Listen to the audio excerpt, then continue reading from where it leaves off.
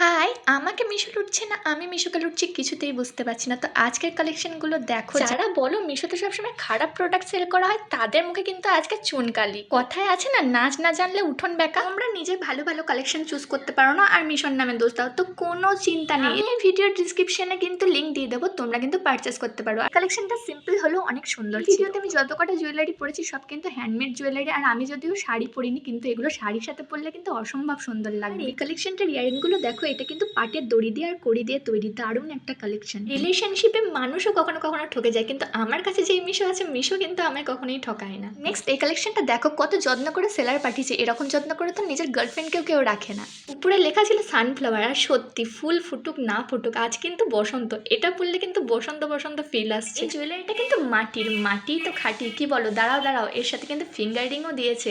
কি সুন্দর লাগছে তাই না? কিছু নাও আর না নাও, এই পিসটা কিন্তু স্কিপ কর।